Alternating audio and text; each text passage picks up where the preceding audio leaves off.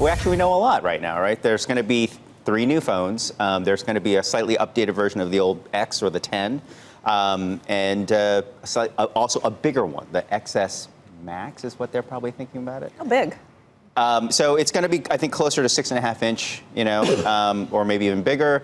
This follows sort of the S-class year, right? So Apple does this thing where there's a step up in the model, and then the following year they'll do sort of an incremental improvement where you'll see improvements in software and some of the internals, things like that, maybe camera improvements as well. There's a third model as well, which will be a cheaper one, an LCD-based one, as opposed to these screens, which are OLED, which is organic light-emitting diode. So a lot more phones, a lot more price points, a lot more ways for more people to get in. I think we're seeing a bit of a saturation, right, in terms of everyone who wants an iPhone already has one. Are they going to continue to upgrade? And, part of what's helping them is these average selling prices going up. I think a lot of people are bought the $1,000 phone, not just because it's $1,000. I think things like the Apple payment plan has been a big help for why people want to buy these things or how they're able to afford these things. On a monthly basis. I mean, you can get the top of the line one, pay about $56 a month. Again, that's not cheap by any means, but for a lot of families, that's probably not out of Any surprise software feature that we're going to see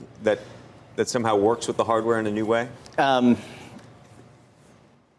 not from what we've been able to gather. I think there is questions around augmented reality still. That was something that they hyped a year or two ago. We haven't really seen that take off the way that, as a new ecosystem, the way that the App Store was an ecosystem. We haven't seen developers coming in with the augmented reality sort of software and making use of it. So that's another thing we have to see. New watch, other, sort of attendant devices like power chargers. What about iPads? New iPad as well. I'm in the market. But the iPad is always going to be more of a niche part of the market.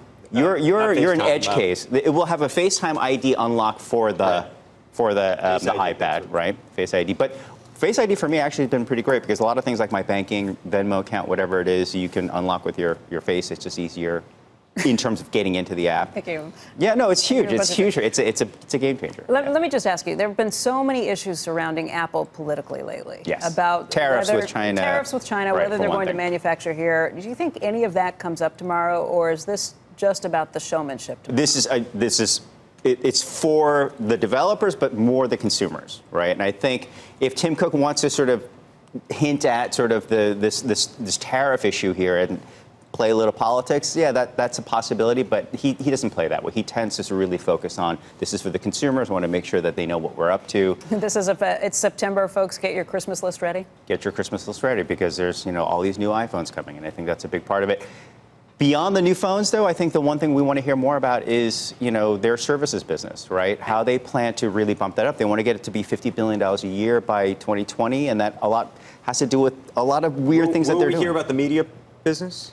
So there is a really small chance. Okay, so there's a few things, right? There's a really small chance we'll hear more about their original TV shows that they've been working on. They've blown past that $1 billion budget, by the way. They're getting closer to $2 billion spending on these original TV shows. And then there's a news product, right, where they would bundle in news subscriptions, including potentially New York Times, Wall Street Journal, things you pay for, others you pay for now.